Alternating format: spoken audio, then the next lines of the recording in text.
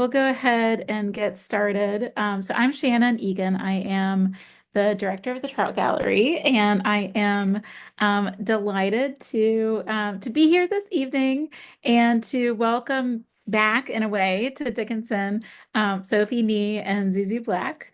And we are here to celebrate their curatorial and their You creative need to work. log in and see what you see.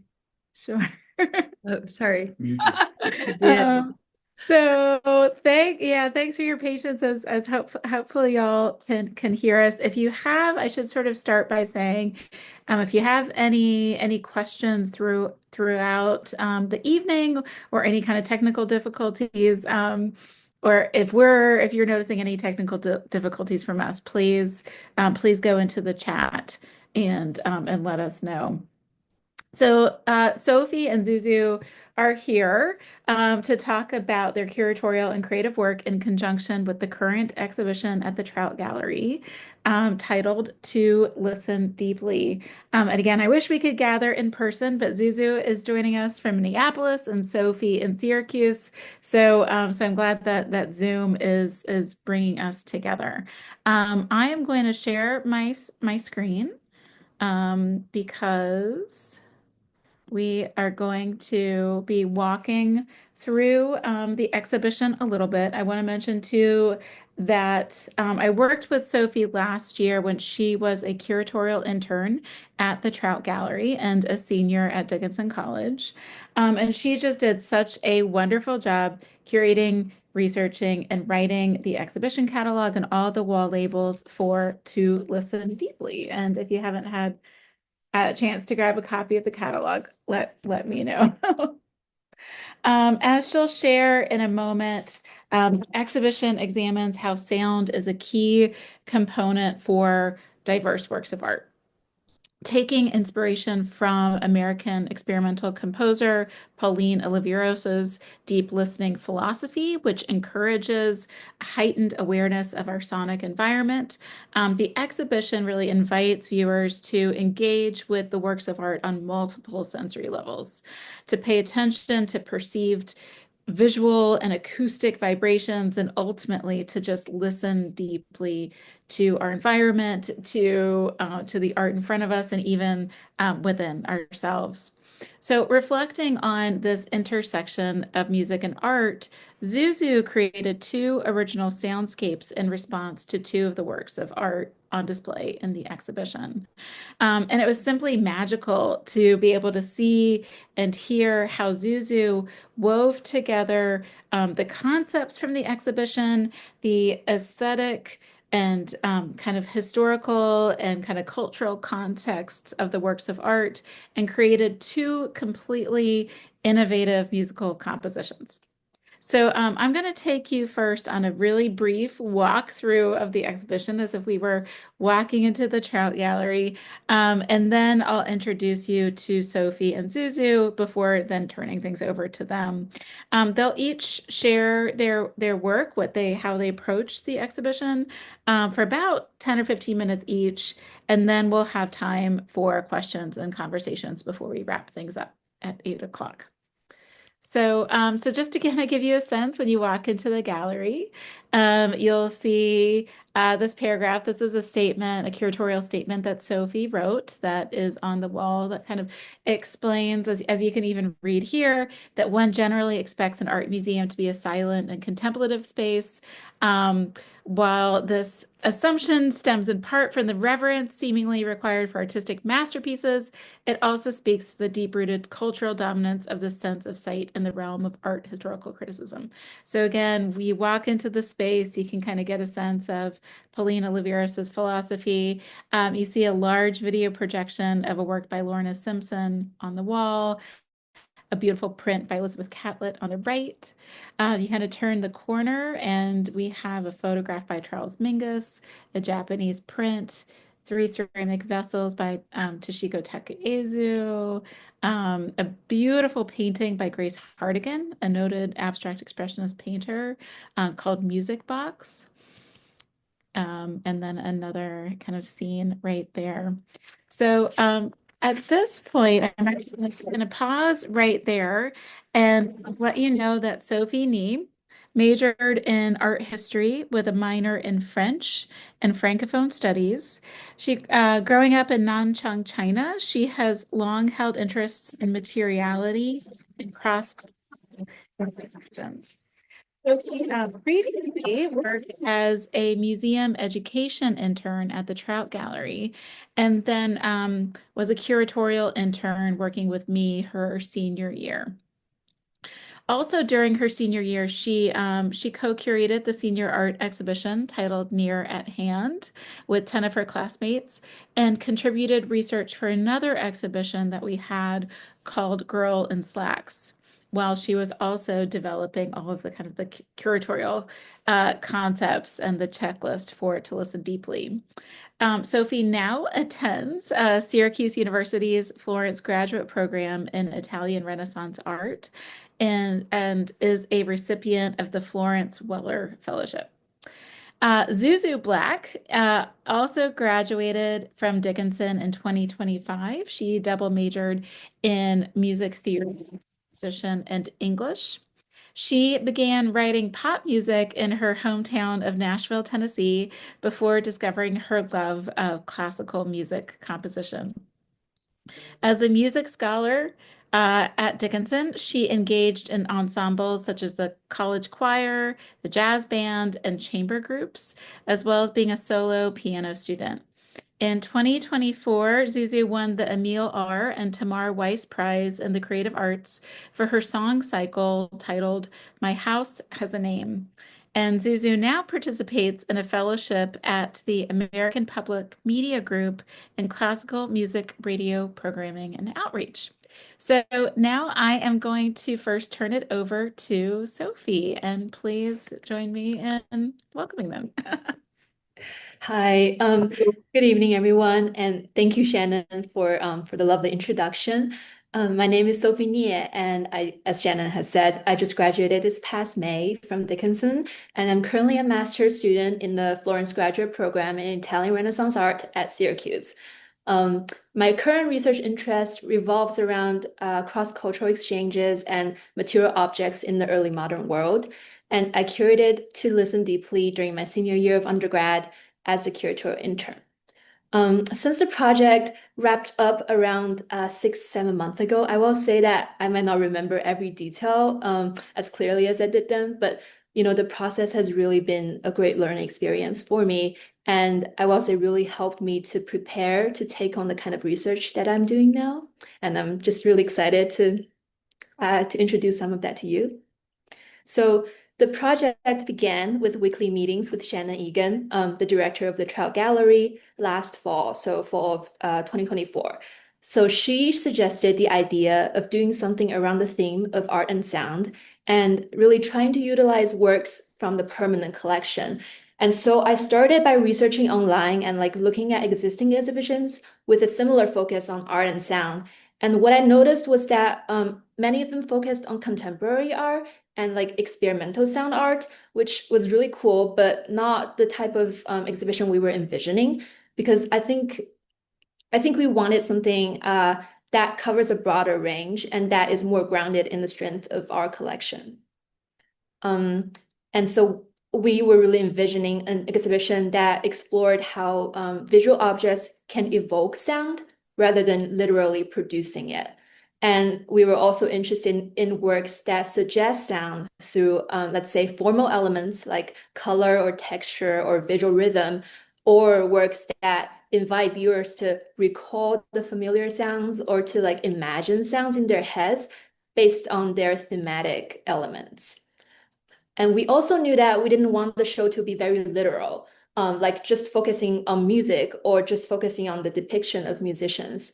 For example, we had a number of African instruments in our collection, but they were the only instruments that we had. And so I was really thinking about the ethics of display if they became the sole instruments in the collection or in the exhibition. And I didn't want to display them in a way that might appear as exoticizing or reinforcing problematic representations of African cultures. And this was also true for the objects that we had of other cultures in our collection. And so overall, I really wanted to be careful with how we frame the exhibition and not isolating any objects. And so the question became, how do we frame the show more broadly and creatively in a way that's new and that can really incorporate a variety of objects that we had in the collection? At that point, Shannon was in conversation with Professor Erin Crawley-Woods from the dance department, and who suggested that we investigate the sonic meditations by Pauline Oliveros. And here is her doing a session at our show, which I've heard and I'm so excited. But Oliveros was an American experimental composer and sound artist. She was interested in how our active engagement with sound could help enhance perception, facilitate healing, as well as promote social change. She developed a method called deep listening. That's where the title of the exhibition comes from. And Oliveros published an instruction manual with prompts and exercises for listening meditations. For example, a very short exercise from her pamphlet is take a walk at night. Walk so silently that the bottoms of your feet becomes ears. And from that, you can kind of see that Oliveros is really differentiating between the acts of hearing and listening. So for her, like hearing is this physical process of sound like entering your eardrum, but to listen for her is something that's intentional and that's active and that can help in making you recenter your body. And to help people in developing skills in doing this, she wrote prompts that encouraged the participants to make sound, to imagine sounds, to listen to present sounds, but also to remember sounds. And her categories were very helpful in framing the exhibition and to help us consider sound not just something that you hear, but as something that you experience and imagine. And we ended up deciding to select the works in the show based on their ability to facilitate this kind of listening practice that Oliveira was thinking about. And so with this more expanded framework, I started to make an exhibition checklist. And I began this by going through the collection and then like conducting individual research on all the objects. And in the end, we ended up with 13 works that include prints, paintings, photographs, ceramics, videos, and audio works that Shannon has kind of showed you. And today I want to just, walk you through 4 works from the exhibition that hopefully will give you an idea of the overall themes and objectives of the exhibition. So the first work I want to talk about is Untitled 13. It's one of the 3 ceramic vessels we have on display by the American ceramic artist Toshiko Takeitsu. So Takeitsu was an Hawaiian artist of Japanese descent, known for these closed-form ceramic vessels. Because they're closed off, these vessels depart from the functional conventions of craft and embrace expressions through varied colored glazes, sizes, and shapes. For our exhibition, what was most important was that each vessel contains a small paper-wrapped piece of dried clay, what Takeitsu calls a bell, that softly rattles when you shake it. And the idea of this bell started by accident in the 1960s when a piece of clay fell into a pot during trimming, but Takeitsu appreciated the addition, and so she began incorporating it into subsequent works. During her exhibitions, she would often encourage viewers to hold and shake the vessels, and so sound became an inherent part of experiencing the artwork. And the rattling sound of the little bell hints at an inner realm within the vessel that is invisible to visual perception and encourages the active act of listening in a way which very much resonates with Oliveira's listening meditation. A second work in the exhibition, Bird Calls by Louise Lawler, exemplifies another important theme of Oliveira's listening practice, that of social activism and feminism. A big part of Oliveira's listening meditation is her desire to empower communities and raise social awareness. And she wrote the sonic meditations in the 70s in the midst of the Vietnam War. And so she hoped that these meditations could teach individuals a different way to be together in community. And she writes in the introduction to her meditations, all societies admit the power of music and sound. Attempts to control what is heard in the community are universal. Sonic meditations are an attempt to return the control of sound to the individual alone and within groups. And so Louise Lawler's bird calls similarly demonstrates the ability of sound to call for social justice. It is a 7-minute long audio piece in which Lawler chirps the name of 28 well-known male artists in various sharp and high-pitched bird-like sounds. So the idea, and do we want to show? Yes, we want. So like here is a little piece of the.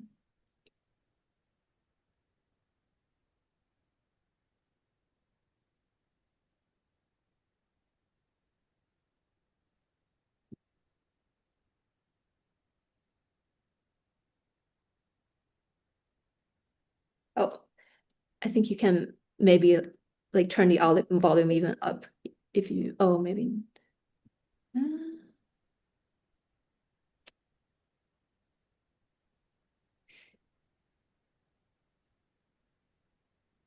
Do you want to try the little volume bottom at the right of that big one? Do you see what I mean? Like the one on the right. Yes, that little bottom, or no, it doesn't work. Ooh. When you shared your screen, Shannon, did you also click share audio too? Let me try this again. Thanks, y'all. So y'all couldn't hear that. No. Okay.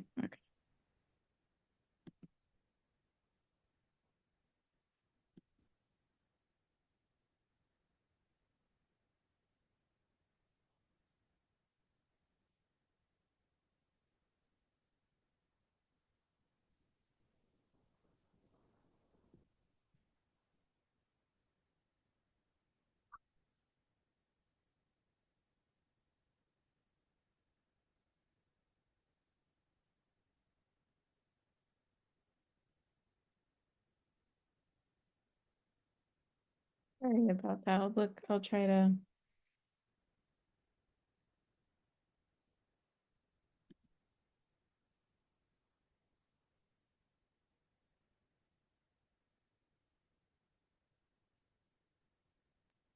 I think if you click that little arrow next to the share button, there might be mm,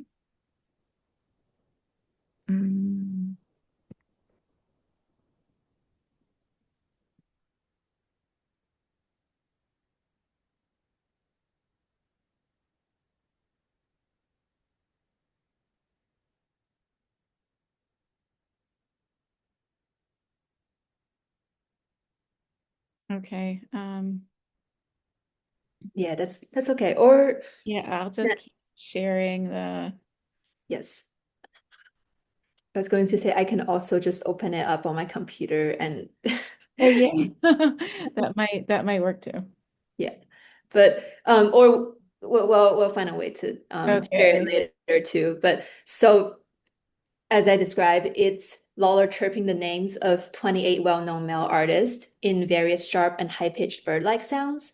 And the idea originally started when Lawler and her fellow artist, Martha Kate, installed an exhibition in New York City comprised entirely of contemporary male artists. And during their late night walks from work to home, they decided to screech out these artists' names to ward off any unwanted attention because it was New York City. This in turn became bird calls, which responds to the gender imbalance of the art world in the 1970s. Lawler's own voice, which is intentionally exaggerated to an unpleasant snarl and accompanied the visual imagery of a parrot, a symbol of mimicry, highlights the then unfortunate supposition that the best way for women artists to gain recognition was to align their style with the well-respected male masters. Yet, by distorting the names of the male artists into these absurd renditions, Lawler also mocks the very names she imitates, which alters the cultural authority associated with them. And Bird Call illustrates how the act of making sound and of listening can become a political act and a powerful tool of resistance. Do you want to try again, or should I keep going? Okay. And the third piece I want to talk about is a 19th century Japanese woodblock print titled Listening to Sound Listening to the Sounds of Insects on an Autumn Night by Utagawa Kunisada. This artwork consists of 3 prints and shows a gathering participating in the act of listening to the call of insects on a veranda. In Japanese culture, the sound of insects is very much tied to seasons and emotions, and the sounds of crickets in particular conveys a sense of impermanence and melancholy associated with the fall. And this tradition can be traced to the 11th century Heian period, when nobles hosted outdoor court parties and would intentionally release insects into the gardens so that their guests could listen to insect sounds. Appreciation of the sounds of nature continues in Japan today, and people would go into fields or gardens and savor insect calls on autumn nights. And in the case of this object, sound is the essential theme of the triptych.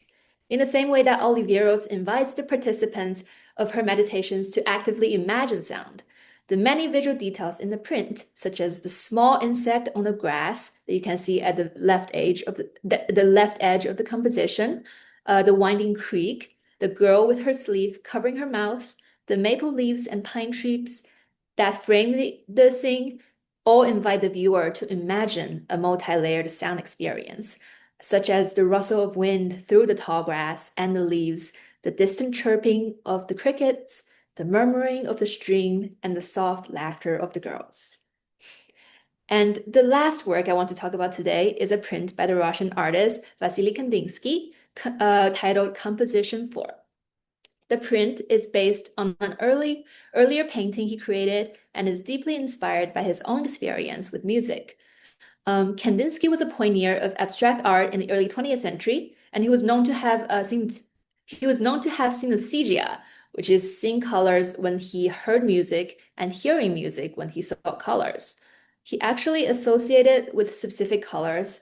He actually associates specific colors with specific instruments. And in examples of this painting, yellow would evoke for him the warm sound of a trumpet, blue, the deep timbre of a flute or cello, and red as this similar to the boldness of a violin or a full orchestra. Composition 4 was also one of the 10 works that Kandinsky titled Composition, each central to what he called a new symphonic construction in painting. This was a period, the early 20th century, when artists were experimenting with a move away from figuration and into abstraction, and Kandinsky, by linking colors to music vibrations, is treating the composition as a visual music piece.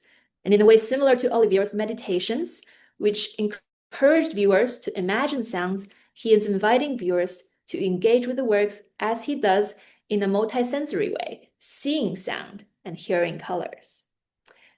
And these 4 works are just a small selection from the exhibition, and there are many other interesting pieces that I hope you'll get a chance to see in person or in the catalog.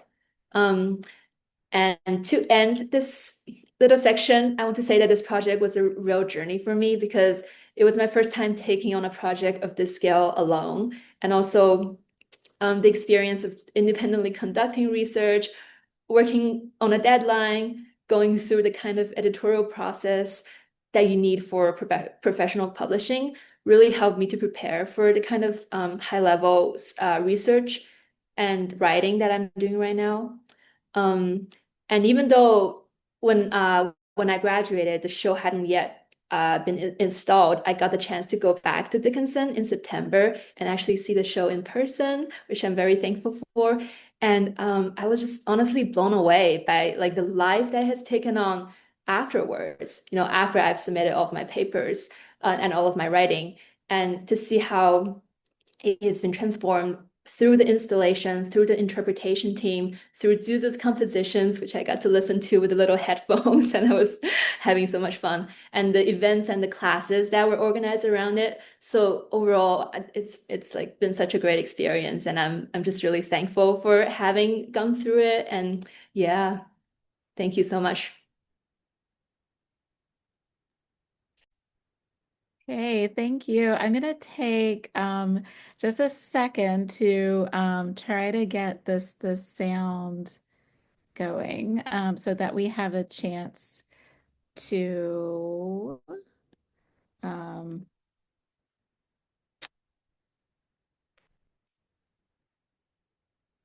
hear Zuzu's compositions. Oh, here we go.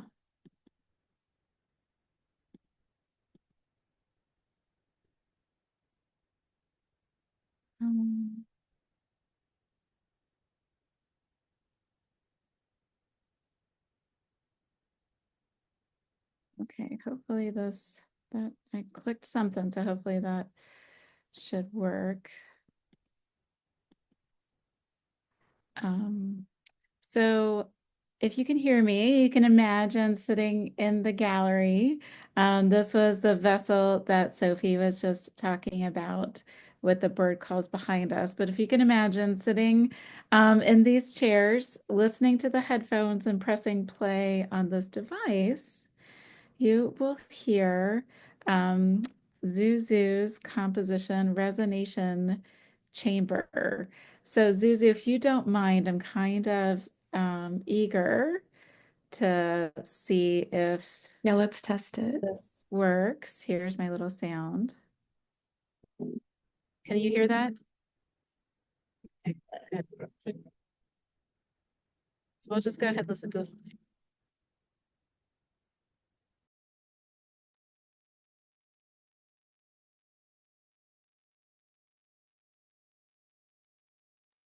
It's not playing anymore. Did you?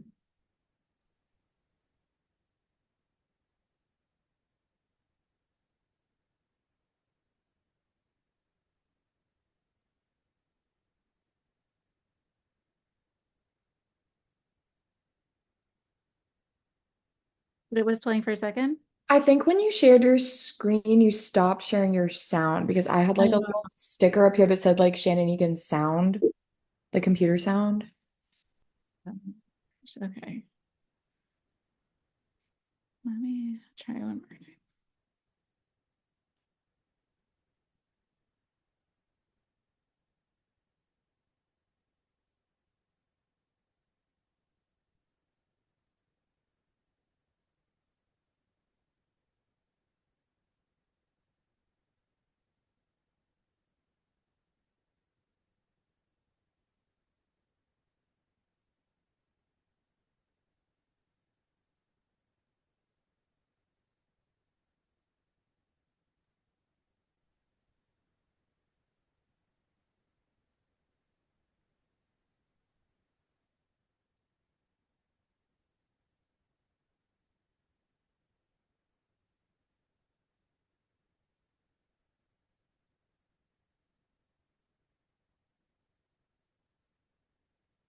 You're gonna try one more time. Apologies, everybody. I'm so sorry.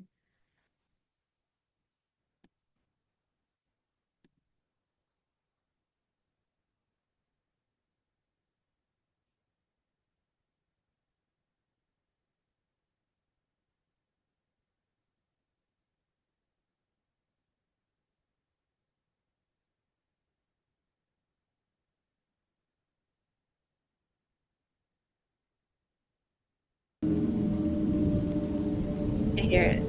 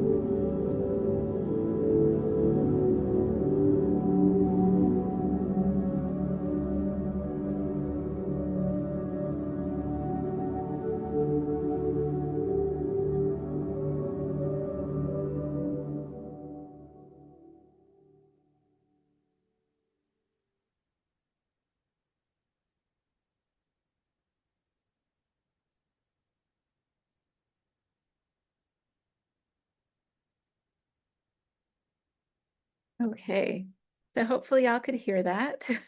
And now you can see this.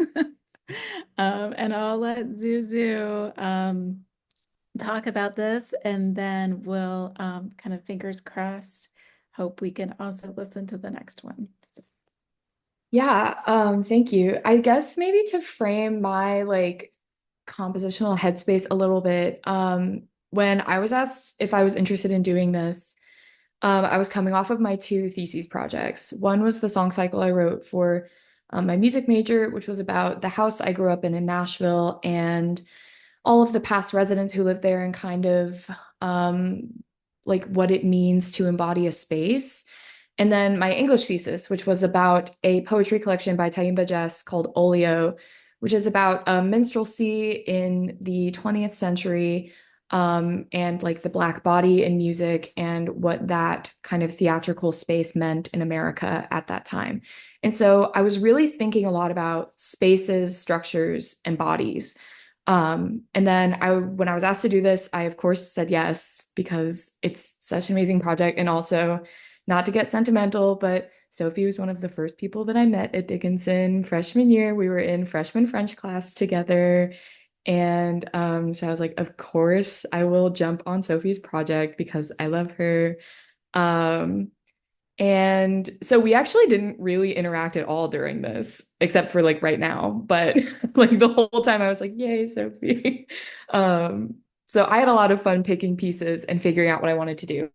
But I love the idea of a triptych. I think triptychs are super fascinating because it's like one big art piece, but separated in a way where all of the meetings kind of converge in the center and at the corners, and kind of just this expression of like many parts making up a whole, as does a lot of art. But triptychs, especially, I find to be interesting. So, Resonation Chamber, the title comes from actually the body of a cricket itself. Its like middle section is called a resonant chamber, and that's where the sound you hear comes from. And it's just like this oval shape where when they rub their legs together, that vibration enters through the chamber and then projects outward. And that's why the sound is so loud. And so I was thinking a lot about just the edges of this painting and what that kind of meant for like the sound of a cricket and what I wanted to try to embody. And I think Sophie really touched on like the impermanence of this piece, not only just like with the way that the creek winds, but the way that everyone is like kind of looking away from each other. The wind is blowing through the trees.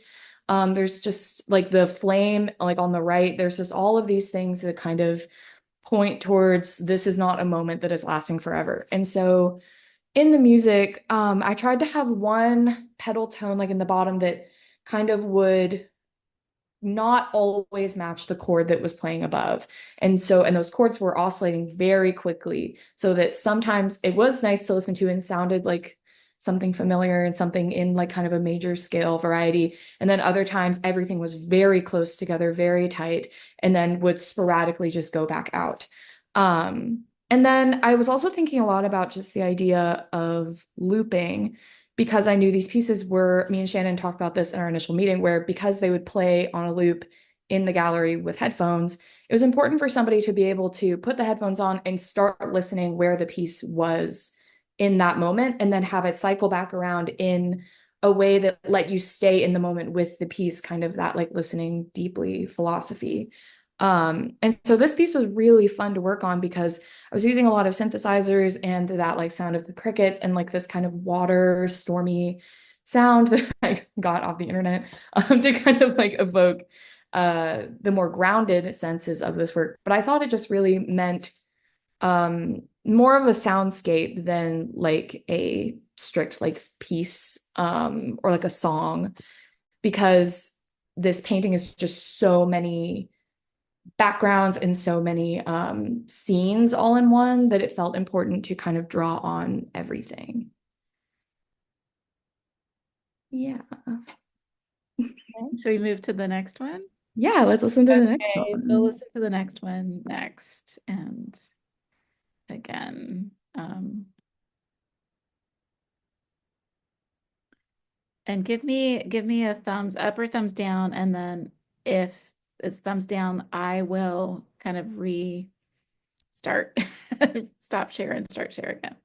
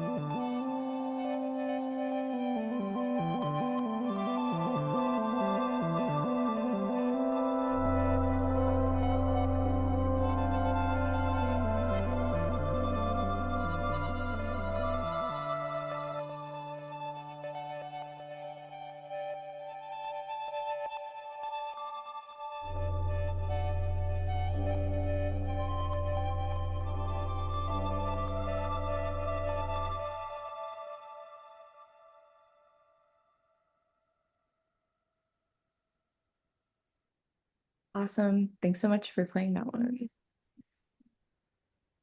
Um,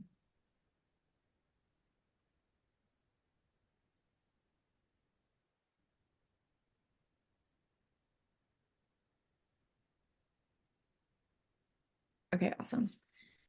Yeah, so this is Kandinsky's composition for I think something that strikes me the most about this piece is how linear it feels when you look at it. So I called it radial juncture because to be radial is kind of like how a sun rays from the center and then the lines kind of stretch out.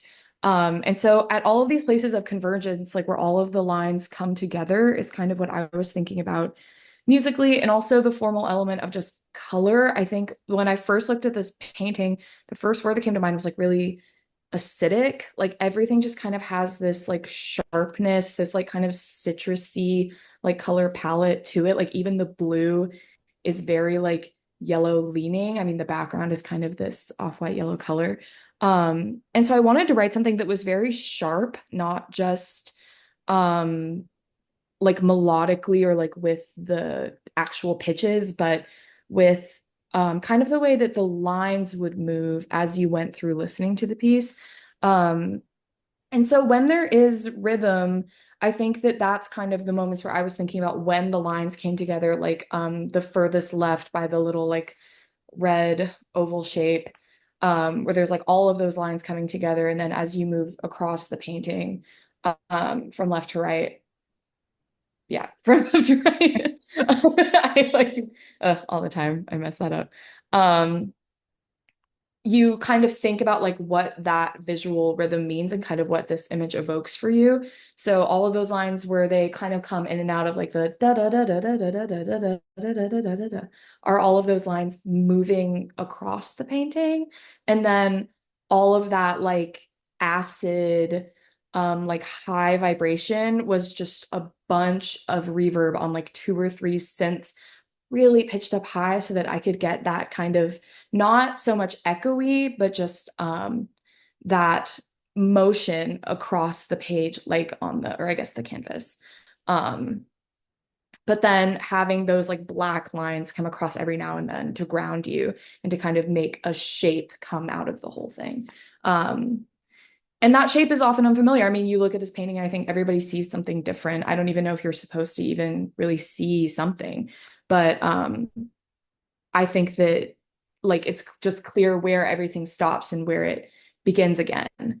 Um, and so I think that that piece was super fun to make because I was just thinking a little more melodically and not so much like a soundscape. This is what this image might sound like, but like, what do I hear? I think I have kind of a polyphonic sense of listening where like if I listen to a drum beat, everything is in different spaces, like the bass drum, like the kick, and then the snare, and then the hi-hat and the cymbal all exist in different spaces as I'm listening to them. And looking at this art piece feels exactly the same, where you like look at everything and it's in totally different areas of it, but then you can kind of see it come together, but then just as quickly it goes away again.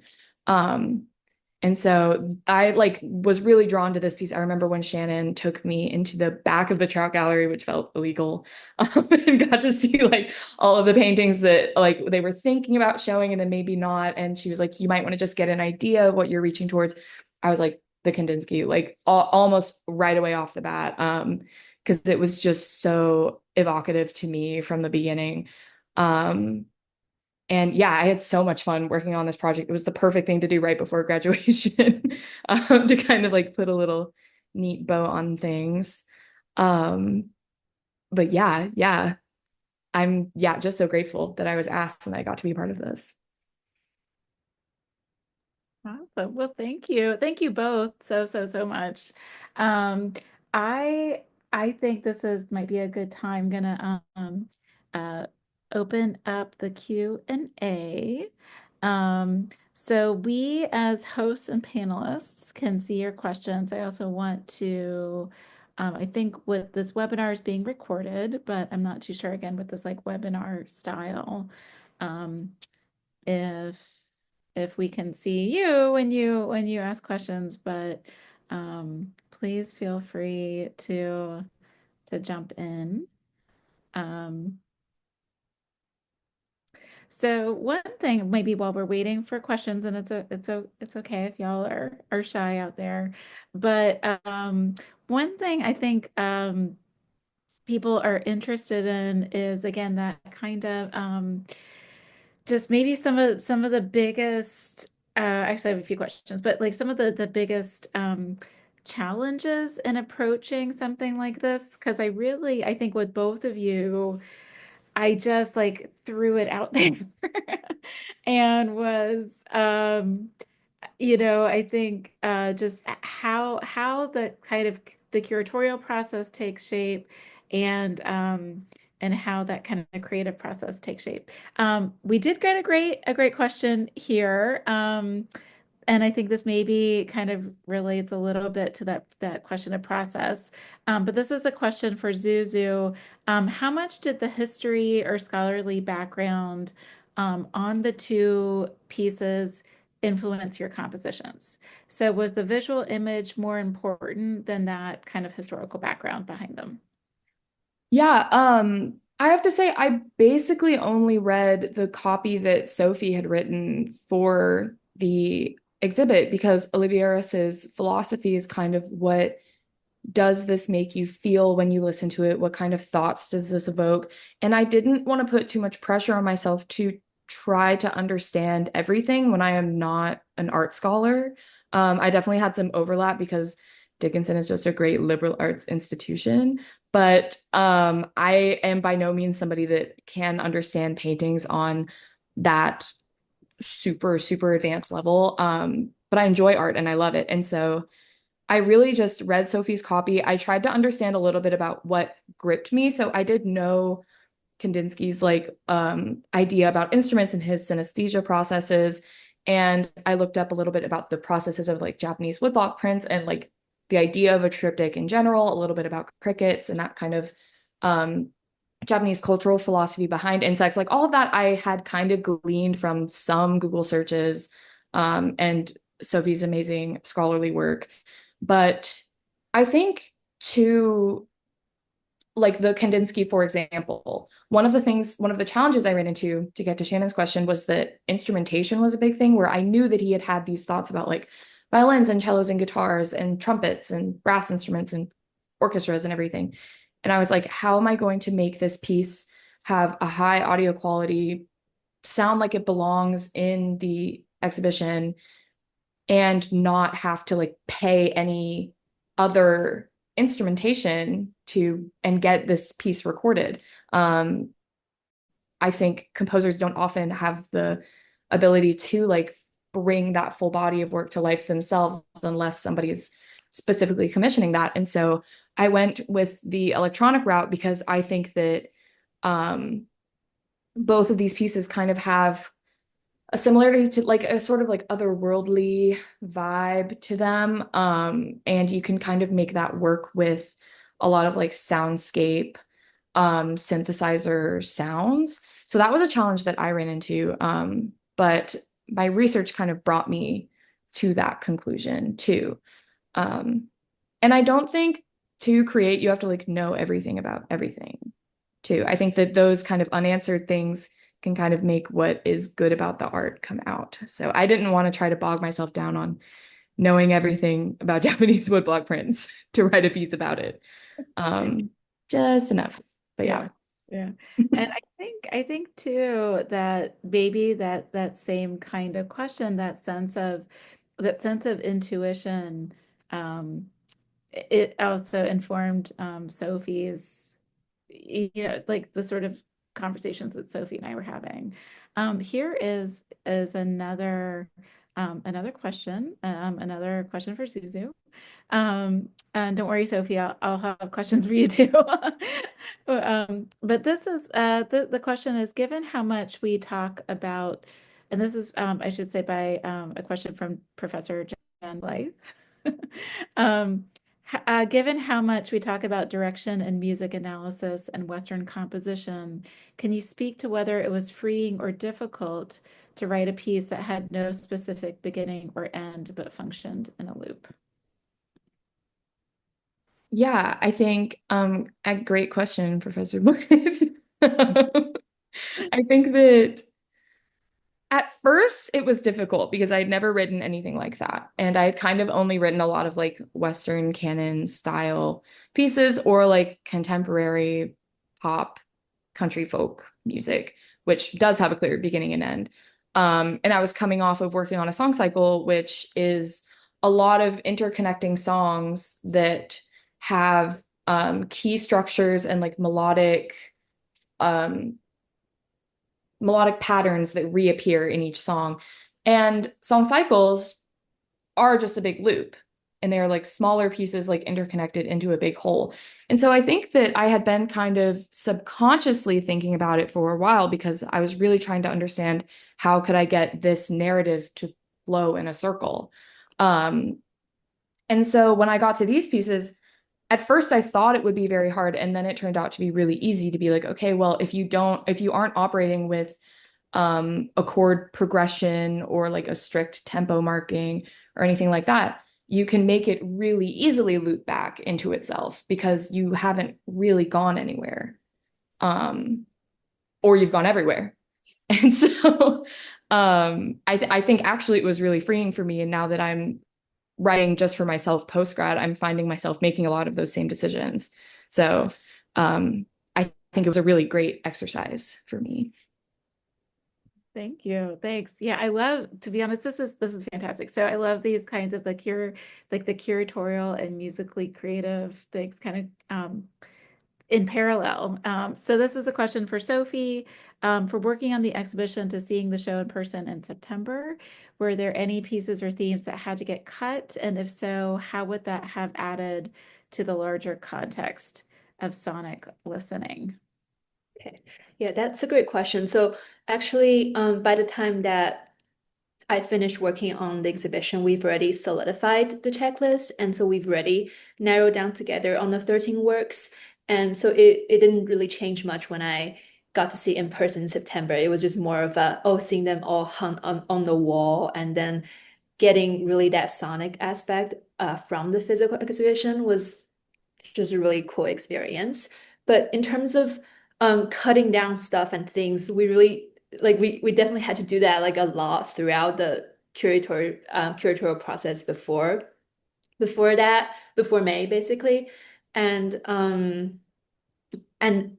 going back to Shannon, your initial question, I think that is really like the hardest thing about the exhibition, curating it, is we were really constantly thinking about how to frame this work and how each work would fit into this exhibition in a way that really makes sense and that people can understand, because this is like a very like conceptual and sort of experimental and dense exhibition in the terms that we're using Oliveros sort of as this gateway into accessing all of these artworks.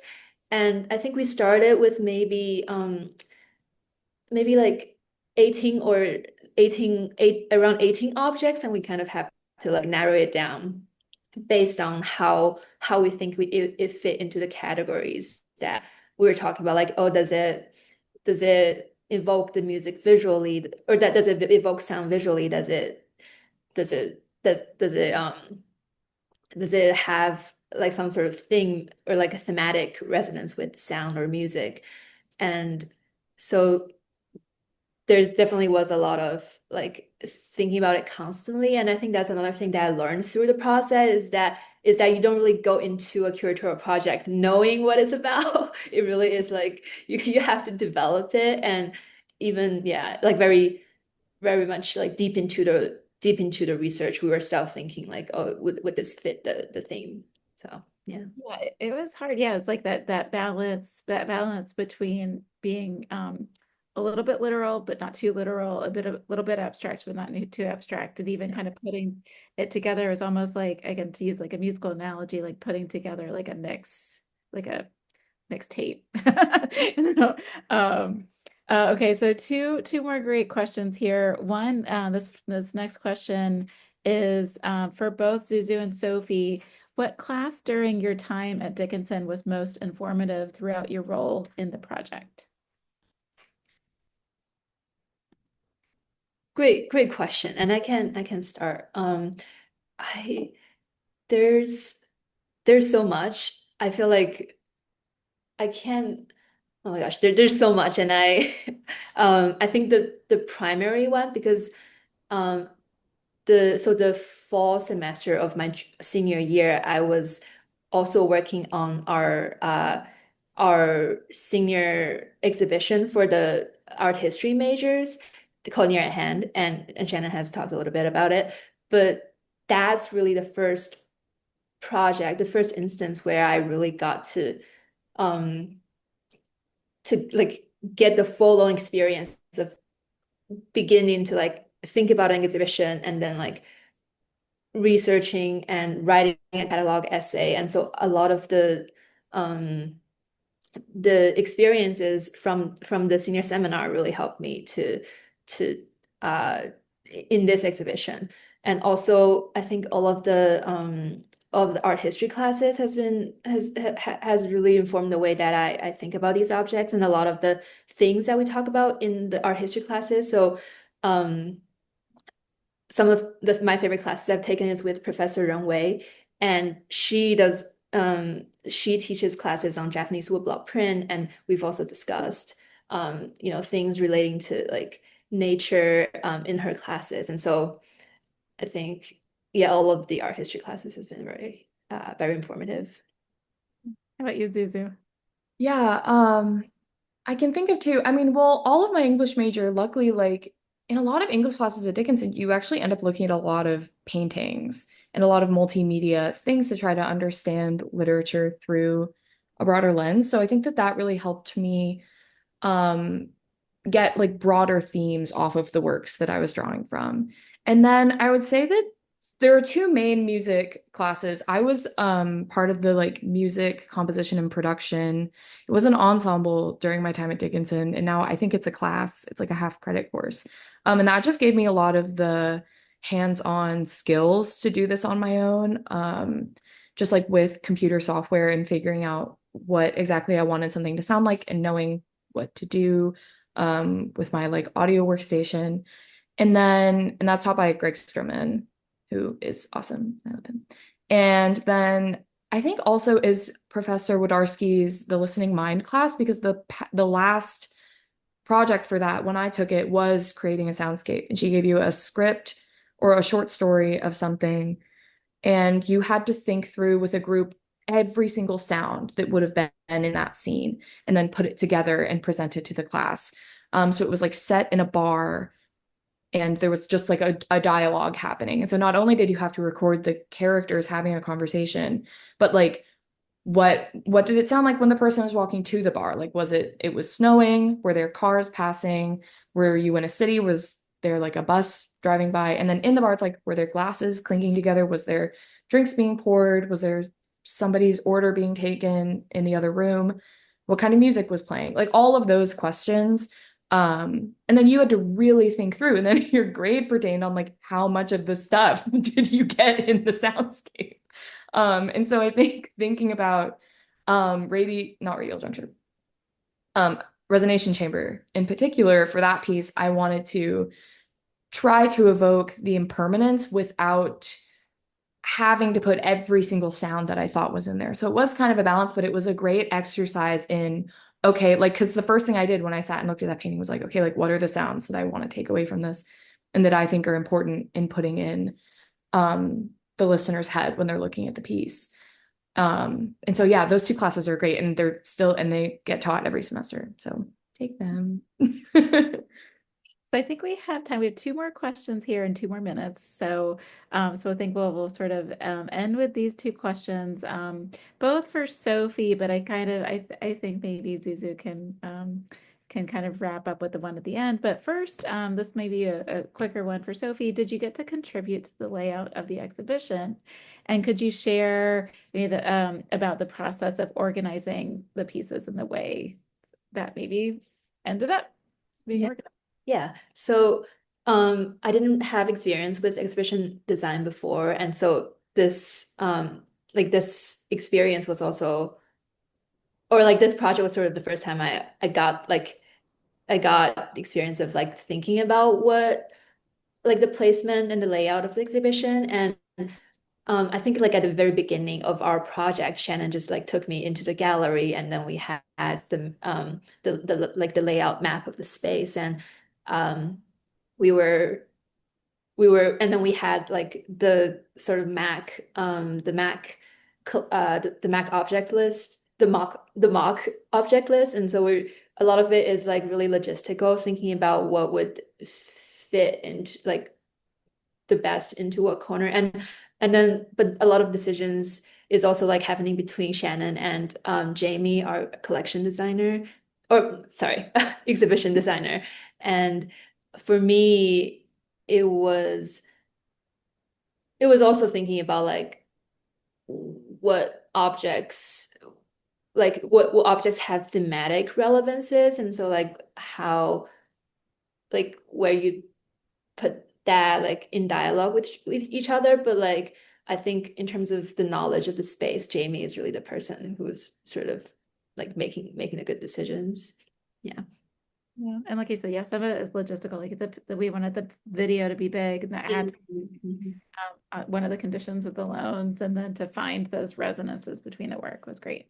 Okay, so very last question. We're at 8 o'clock. It is written for Sophie, but I'm going to also spin it so that Zuzu can answer it too. Does the music change the way you see the art? And is it different from when you first researched the artists and the pieces? And I also want to kind of spin it in terms of like how maybe you're seeing art, both of you maybe are seeing art differently now, knowing that yeah, that there can be music and sound attached to it. So I'll start with Sophie and then we'll wrap up with Zuzu. So the music in the sense of like Zuzu's compositions, or just music overall? So I think does maybe Zuzu's music change the way that you see it? Oh, so much. I enjoy listening to the composition so much. It's like, oh my gosh, it's like putting things in music that I almost feel like there's no words can describe, like it's just I think it activates a different part of your brain. And so listening to Zuzu's compositions after I've done like so much research, especially with the Kandinsky.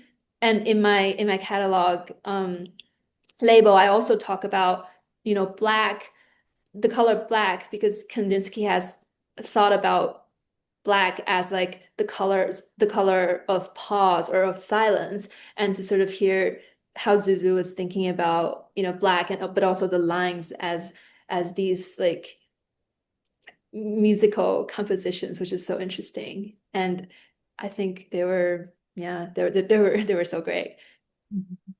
And Zuzu, do you see art differently now? I think definitely. I mean, I've always been really interested in art. I love something I did when I studied abroad was just go to as many art galleries as I possibly could. But now I feel like my brain has been opened up for like the possibilities of like multimedia composition and like how maybe in the future I can work with artists more and try to do this because I think this exhibition like bridged a gap in a way. Like even just looking through all of the pieces and picking, like I had my two very clear winners, but it was hard to choose which piece because I had ideas for all of them. And so I think in the future it's definitely something that I will pursue just because it's so fun to think kind of across those boundaries in your brain and try to think about what something might sound like that like doesn't have an immediate sound. Right. Well, thank you all. Thank you so much to everyone out there for joining us. Thank you, Zuzu. Thank you, Sophie. It's always great to see you. I'm inspired. I'm so excited for all the amazing things that you two are going to be doing. And good luck. And we love you. And we'll see you soon. So thanks all. Have a good night. Thanks so much. Yeah. Bye.